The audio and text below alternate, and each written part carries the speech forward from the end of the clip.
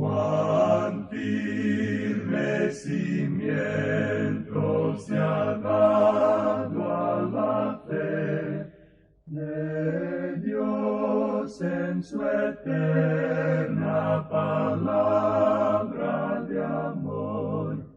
Con el propósito de compartir con usted las inmutables verdades de la palabra de Dios, presentamos A través de la Biblia, un estudio detallado y sistemático de toda la Biblia que le ayudará a conocer lo que Dios ha revelado para nuestro provecho espiritual. Estos estudios bíblicos fueron diseñados y elaborados por el Dr. J. Vernon McGee, versado maestro de la Biblia, quien dedicó la mayor parte de su vida a la enseñanza clara y sencilla de la palabra de Dios. Acompáñenos, pues, mientras avanzamos en nuestro recorrido a través de la Biblia. Cuán firme cimiento la palabra de Dios. Es un gozo estar nuevamente con usted, amigo oyente, para traerle otro estudio de la serie A través de la Biblia. Continuamos hoy, amigo oyente, nuestro recorrido por el libro de Levítico. En este capítulo 11 veremos la dieta o menú de los alimentos aceptables para el pueblo escogido de Dios y también la contaminación que pueda resultar por los contactos con cosas declaradas impuras. Al entrar en nuestro estudio de este capítulo 11 del libro de Levítico, creemos que usted, amigo oyente, concordará con nosotros en que es uno de los capítulos más insólitos, es decir, más raros o fuera de lo común de la Biblia. Notará usted que existe una verdadera bifurcación o cambio radical entre lo tratado por este libro hasta el final del capítulo 10 y lo que se tratará desde ahora en adelante. Los primeros 10 capítulos tenían como tema principal las ofrendas y el oficio del sacerdocio. Pero ahora, en lugar de enfocar la atención en el sacerdocio, notaremos que estará enfocada en el pueblo. En lugar de las ofrendas a Dios, el tema será el alimento para el pueblo. En lugar de la adoración a Dios, el énfasis caerá sobre cómo debemos caminar en este mundo. Lo notable en todo esto es que se hace una transición de lo sagrado a lo que solemos llamar el mundo secular, sin ninguna diferenciación en la manera de tratar los temas. Se prosigue el mismo ritmo y el mismo nivel que se ha estado usando para describir los temas que llamamos sagrados. No hay nada aquí en esta transición que indique que los temas seculares deban ser enfocados o tratados de una manera diferente a lo sagrado. Hoy en día hacemos una falsa distinción entre lo que creemos sagrado y lo que decimos que es secular. Creemos que si alguna cosa tiene algo que ver con la iglesia, entonces tiene que ser sagrada.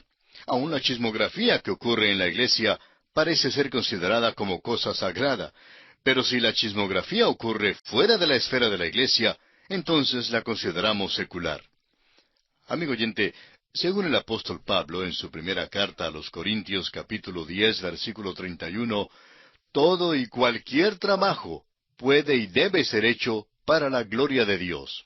Usted puede muy bien alabar a Dios mediante el lavado de platos, cavando una zanja, sentado en un escritorio o cualquier otra labor que usted desempeñe. Amigo oyente, realmente no se puede hacer una distinción entre lo sagrado y lo secular, ya que Dios no hace ninguna distinción.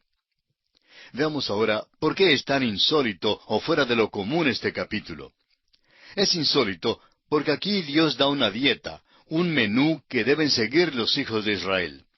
Deben comer solo ciertas cosas y no las que no están incluidas en el menú. Surge entonces una pregunta importante. ¿Tiene el Dios de este vasto universo realmente interés en lo que comen sus criaturas? ¿Puede aquel que ha ordenado todos los detalles de este vasto universo preparar un menú para el hombre? Este capítulo nos da la respuesta. Dios está verdaderamente interesado en los detalles de la vida de su pueblo. Ningún detalle es demasiado pequeño para que Él lo pase por inadvertido. Una señora le preguntó en cierta ocasión al doctor G. Campbell Morgan si pensaba que debemos orar a Dios en cuanto a todas las cosas pequeñas en nuestras vidas. La respuesta del doctor Campbell Morgan fue la siguiente: Señora, ¿puede usted nombrar alguna cosa en su vida que sea demasiado grande para Dios? Amigo oyente, lo que pasa es que estamos propensos a dividir lo que ocurre en nuestras vidas en dos grandes secciones, en problemas grandes y en problemas pequeños. Pero Dios no divide las cosas así. Para Él, todos son problemas pequeños. Sin embargo, no hay nada que sea demasiado pequeño para su interés y su atención. Él nos manda en tantos pasajes bíblicos a orar en cuanto a todo, pero a no preocuparnos por nada. Hay grandes lecciones espirituales para nosotros en esta sección, como pronto lo vamos a ver, pero también hay un aspecto muy práctico, que debido a que concierne principalmente al pueblo de Israel, muchas veces lo pasamos por alto. Puesto que Dios prohibió comer ciertos animales y permitió el comer otros, podemos asumir que involucrado en todos estos reglamentos había cierto coeficiente de salud. Podían comer ciertos animales, peces y aves, pero otros no. No había ningún elemento de superstición y se trataba de algo más que un mero rito religioso que hacía una distinción entre animales considerados limpios e inmundos. Puesto que Dios prescribió ciertos animales para la dieta de su pueblo, y siendo que definitivamente prohibió otros, tenía que haber algún beneficio en seguir esa dieta. La historia demuestra ampliamente que Dios tenía buenos y suficientes motivos como para hacer estas distinciones. Ahora es verdad que Dios bien pudo haberse portado de una manera totalmente arbitraria al establecer esta línea de separación entre lo limpio y lo inmundo. Pero el hecho es que, por costumbre, Dios obraba para el bien de su pueblo. Ahora, ¿cómo puede comprobar la historia que esto sea el caso en todos estos asuntos? Bueno, lo interesante es que descubriremos que los animales que eran prohibidos y rechazados por el sistema mosaico eran los más propensos a los parásitos y a las enfermedades. Permítame darle una cita de un médico.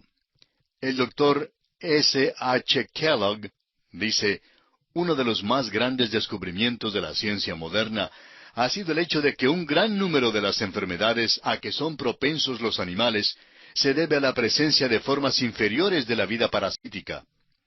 Y los animales que son inmundos en su alimentación son los que están especialmente expuestos a tales enfermedades, aunque quizá ninguno se ha hallado totalmente exento. Agrega también el Dr. Kellogg: otro descubrimiento de tiempos recientes, que no tiene menor relación con la pregunta suscitada por este capítulo, es el hecho ahora comprobado de que muchas de estas enfermedades parasíticas son comunes tanto a los animales como a los hombres, y pueden ser propagadas del uno al otro. Luego, este médico da una lista de ejemplos, como la triquinosis en los cerdos, la difteria en los pavos y el muermo en los caballos. Evidentemente, Moisés no comprendía estas enfermedades, y es cierto que los médicos en Egipto tampoco las conocían. Pero Dios sí lo sabía. Y Dios, en su sabiduría, hizo estas distinciones entre los animales limpios y los inmundos. Quisiera ahora que prestemos especial atención a esta declaración del doctor Noel de Mussy, que presentó a la Academia de Medicina en París en 1885. Decía este galeno: el concepto de las enfermedades parasíticas e infecciosas, que ha conquistado un puesto tan prominente en la patología moderna, parece haber ocupado en gran manera la mente de Moisés y haber dominado todos sus reglamentos higiénicos. Excluyó del régimen alimenticio judaico los animales que fueron particularmente propensos a los parásitos. Y siendo que es en la sangre donde se propagan los microbios y gérmenes de las enfermedades infecciosas, manda entonces que tienen que ser desangrados antes de ser servidos para comer. Hasta aquí la declaración del doctor Noel de Mussy. Ahora, ¿cómo es que Moisés sabía eso? Pues Moisés no lo sabía, pero Dios se lo dijo. ¿Y qué efecto han tenido a través de la historia estas leyes sobre la dieta de los hebreos? Bueno, creemos que lo que ocurrió allá en el siglo XIV, cuando la peste o plaga negra azotó a gran parte de Europa, merece nuestra atención. Citamos aquí una vez más al doctor Kellogg, quien escribió: en los días cuando la plaga estaba desolando a Europa, los judíos evitaron la infección en forma tan universal que por esta inmunidad la sospecha popular se transformó en furia, y los acusaron de haber causado la horrenda mortalidad entre sus vecinos gentiles mediante el envenenamiento de las fuentes y los manantiales. También en cuanto a esto, el profesor Hosmer escribió: a través de toda la historia de Israel, la sabiduría de los antiguos legisladores en cuanto a estas cosas ha sido demostrada de una manera muy notable. En tiempos de pestilencia, los judíos han sufrido muchísimo menos que otros. En cuanto a la longevidad y la salud en general, han sido dignos de atención en todas las edades, y en el presente día, en las oficinas de seguros de vida, la vida de un judío vale muchísimo más que la vida de cualquier hombre de otra raza. El doctor Behrens también declara: en Prusia, el promedio de duración de la vida judía es de 5 años más que la de la población en general. Ahora, claro es que hoy en día los judíos se están desprendiendo de sus reglamentos sobre la dieta al mismo tiempo que el mundo gentil está aprendiendo las reglas sobre higiene alimenticia. Así que la brecha se está cerrando. Pero hubo tiempos cuando la duración máxima de la vida de los judíos era realmente el doble de aquella de sus vecinos gentiles. Y es mucho más lo que podríamos citar en cuanto a esto. Pero lo importante en estas leyes sobre los alimentos es que hay algunas lecciones de vital importancia en esto para nosotros hoy en día. Estamos propensos a condenar a Israel por hacer tanto énfasis en lo físico que pierden las inferencias espirituales. Al mismo tiempo, nosotros estamos propensos a hacer tanto énfasis en lo espiritual que ignoramos lo físico del todo.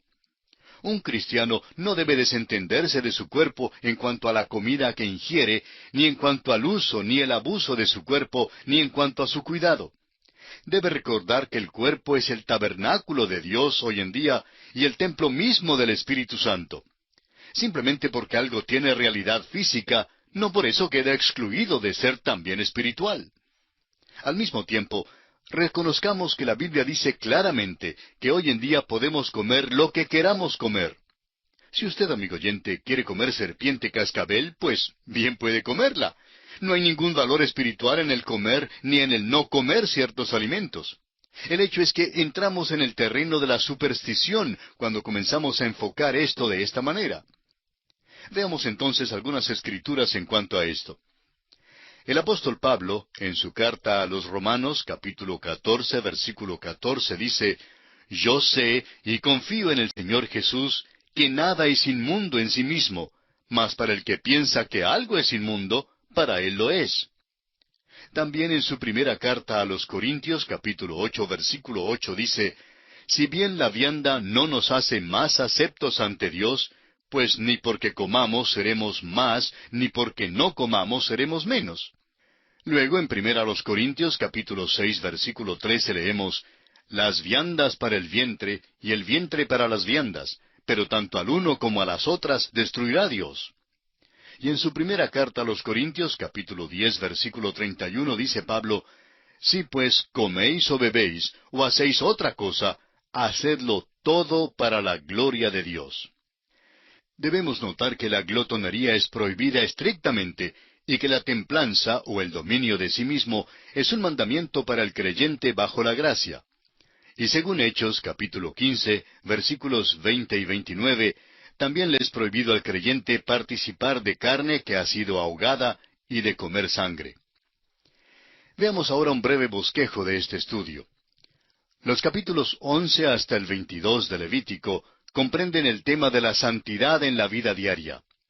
Ahora, el tema central del capítulo 11 es el alimento del pueblo de Dios. Y estudiaremos este tema bajo los siguientes aspectos. En primer lugar, las reglas sobre los alimentos limpios e inmundos sobre la tierra, versículos 1 al 8. En segundo lugar, las reglas sobre las criaturas limpias e inmundas en las aguas, comprendido en los versículos 9 al 12. En tercer lugar, las reglas sobre las criaturas limpias e inmundas que vuelan en el aire, versículos 13 al 19. Cuarto, criaturas limpias e inmundas que andan sobre 4 patas sobre la tierra, en los versículos 20 al 23. Quinto, las reglas sobre el contacto con los cuerpos muertos de animales inmundos, en los versículos 24 al 38. Sexto, contacto con cadáveres de animales limpios en los versículos 39 y 40. En séptimo lugar, contaminación de criaturas que se arrastran sobre la tierra en los versículos 41 al 45. Y en octavo y último lugar, la clasificación de lo limpio y lo inmundo hecha por un Dios santo, en los versículos 46 y 47. Bien, amigo oyente, nuestro tiempo se ha agotado y no entramos siquiera en el versículo 1 de este capítulo 11. Pero creemos que toda esta introducción ha sido muy interesante e importante para este estudio. Entraremos entonces de lleno ya en el estudio del capítulo 11 de Levítico en nuestro próximo programa. Le sugerimos dar lectura al capítulo 11 para estar mejor preparado e informado de su contenido, lo que le permitirá asimilar una mayor comprensión de la palabra de Dios.